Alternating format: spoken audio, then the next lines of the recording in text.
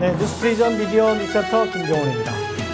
네, 뉴스프리전이 2023년부터 평택 당진항의 어제와 오늘 그리고 미래의 비전을 논하는 자리를 마련합니다.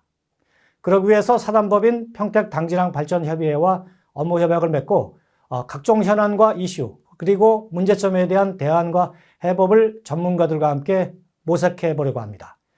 오늘은 그 첫 번째 시간으로 최성일 평택 당진항 발전협의회장을 저희 스튜디오로 모셨습니다. 네, 회장님 안녕하십니까? 안녕하십니까? 평발합이 송년회를 통해서 2020년을 결산하셨습니다. 지금 기분은 어떠세요? 올 한 해 참 많은 일들을 겪었지만 뭐 이러저러한 많은 일들이 무난하게 다 마무리 잘 돼서 홀가분하고 또 내년을 준비하는 그런 시점이어서 내년도에 기대도 많이 갖고 있습니다. 네, 기대해 보겠습니다. 얼마 전에 올해 10대 뉴스 선정 심의를 하셨고 결과를 발표하셨어요. 10대 뉴스 타이틀 한번 보고 설명을 들어보겠습니다. 1위부터 10위까지입니다.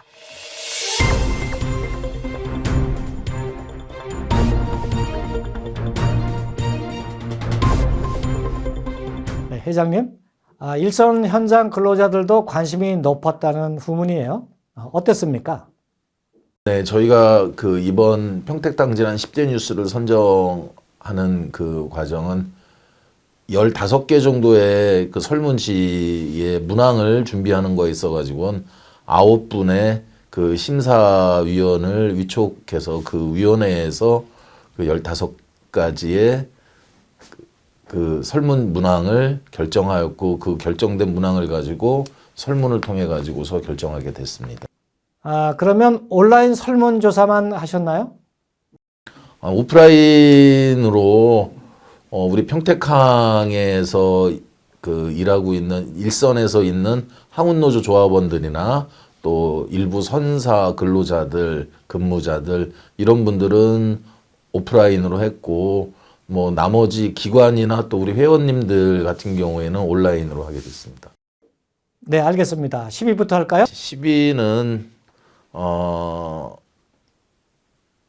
평택항 신국제여객터미널이 올해 공사가 착수돼서 평택항 신국제여객터미널 공사 착수 2024년에 완공되는 평택항 터미널은 20여 년 전에 평택시가 주관해서 전국 최초로 지방자치단체가 설립한 터미널이고 운영도 전국 최초로 지방자치단체인 평택시가 운영하고 있습니다. 네, 알겠습니다. 그러면 순위별로 쭉 넘어가 보겠습니다. 여기에는 그 작년에 불행한 그 이선호 학생 사건을 계기로 항만의 안전에 관련된 관심도가 많이 높아졌습니다. 그래서 9위는 평택항 지난 1년의 안전관리라는 제목으로 9위에 선정됐습니다. 넘어가 보죠. 네, 8위 들어보겠습니다. 8위는 경기도와 충남이 한 번에 평택당진항의 미세먼지 저감을 위한 노력이 8위에 선정됐습니다. 네, 알겠습니다. 다음은 네. 7위 들어보죠. 그 평택당진항 대규모 수송 전용 선석 개발과 탄소 중립 수소 항만 추진 부분이 7위에 선정됐습니다. 네, 6위와 5위는 어떻습니까? 네. 6위에는 평택항 주변에 여러 가지 개발 사업이 있는데 이런 개발 사업이 현재 안개 속에 있는 오리무중으로 빠졌다는 부분이 선정됐습니다. 5위에는 평택당진항이 전자상거래 특송화물 처리 건수로 지난 2년 동안에 전국 항만 1위를 계속 유지하고 있어서 전자상거래 특송화물 처리 건수 전국 2년 연속 1등 항만이 5위에 선정됐습니다. 다음에 4위는 배후단지 부분이 4위에 선정됐는데 평택항 본격적인 배후단지 조성 사업이 이제 시작됐습니다. 그리고 내년에는 아마 그 중에 2-1단계는 일부가 준공이 돼서 그 사업자들이 그 사업을 개시할 수 있는 그런 시기가 도래되는 걸로 보여지고 있습니다. 네, 3위 들어보겠습니다. 3위는 평택항의 그 물동량으로 또 3위가 결정됐는데요. 평택항이 7년 연속 총 물동량 1억 톤을 돌파했고 아직 12월 연말이 되지 않아서 통계는 나가지 않았지만 예측컨대 총 물동량 1억 톤, 컨테이너 물동량도 작년에 저희가 90만 TU를 넘어갔는데 올해는 그 정도의 비슷한 정도 물동량은 가능할 것으로 그렇게 보여지고 있고요. 그다음에 뭐 자동차 물동량은 부동의 전국 1위, 올해도 150만 대 이상 물동량을 처리할 것으로 그렇게 예상은 하고 있습니다. 네, 2위는 어떤 것입니까? 궁금합니다. 그 사상 처음 정부의 업무 개시 명령 발동과 우리 항만의 물동량이 거의 올스톱돼서 2주 동안에 15일간 항만이 정지되는 그런 초유의 사태가 2위로 선정됐습니다. 우리는 어떤 것이 선정됐는지 들어보겠습니다.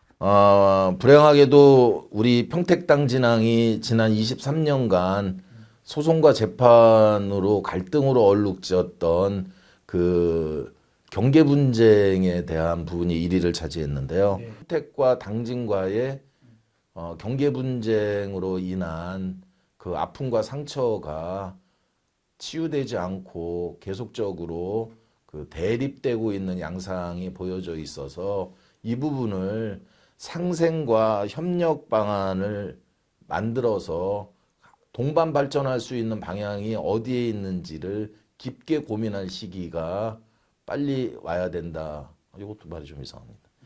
네, 잘 들었습니다. 좋은 소식도 있지만 쉽지 않은 것들도 많이 있군요. 네, 회장님. 네, 제가 평택 당진항을 좀 들어봤습니다. 그런데 개발과 관련해서 정부와 지자체 간 이견이 좀 이렇게 상당히 좀 있는 것 같아요.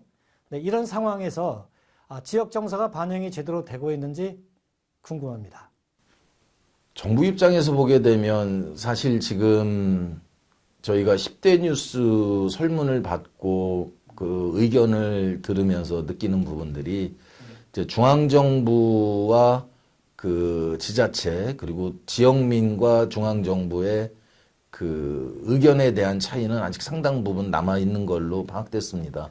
다만 평택지방해양수산청이나 또 해양수산부에서도 이제는 중앙정부가 그 획일화되어 있는 항만의 개발보다는 특성 있는 항만 그리고 지자체와의 연결이 되어 있는 지역민을 위한 항만 그런 개발로 변화하고 있다. 뭐 이런 말씀 드릴 수 있고요.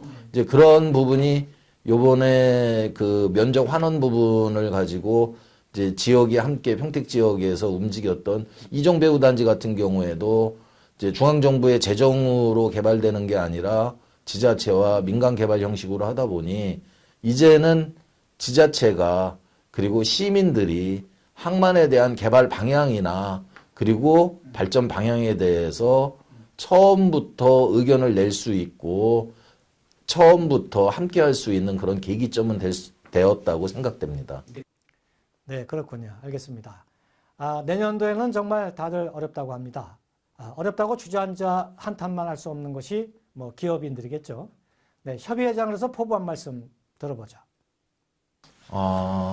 지금 내년도에는 그 평택항이 새로운 어떤 정기를 맞이할 것입니다. 이제 1단계 배후단지 43만 평의 자유무역 지역 외에 10년 만에 그 배후단지가 다시 조성이 되고 그 일부가 이제 운영이 시작될 텐데요. 저희는 거기에 맞춰가지고 그 배후단지에 그 경기도나 또 평택시 또 항만공사가 우리 지방정부가 이제 좀 투자도 많이 하고 또 관심도 많이 가지셔서 지역에 많은 일자리도 창출하고 또 지역 경제에 이바지할 수 있는 이런 방향성을 좀 제시하고 싶고요. 여러 그 의원님들이 요번 그 시의회 도의회에서는 평택항 발전 특별위원회를 다시 좀 구성하는 거로 지금 추진하고 있습니다. 그래서 경기도의회는 우리 지역의 이학수 의원님을 비롯해서 아까 말씀드린 이용건 의원님, 뭐 우리 또 지역구를 가시는 평택의 의원님들과 또 평택시 의회는 뭐 유승영 의장님을 비롯한 몇몇 의원님들이 평택항 특별위원회가 꼭 필요하지 않느냐는 의견을 주셔서 굉장히 고무적이고요.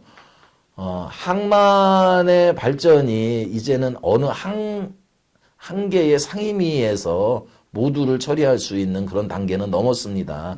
이제는 항만의 산업시설뿐만이 아니라 거기에 들어오는 그 환경, 그 다음에 해양 레저, 친수공강, 수변공원, 복합 레저가 들어와야 되기 때문에 여러 가지의 평택의회나 경기도의회의 여러 상임위에 걸쳐 있는데 이런 부분들을 좀 통할할 수 있는 특별위원회가 있으면 그 추진하기도 좋고 여러 가지 부분에서 꼭 필요한 상황이라고 지금 생각됩니다.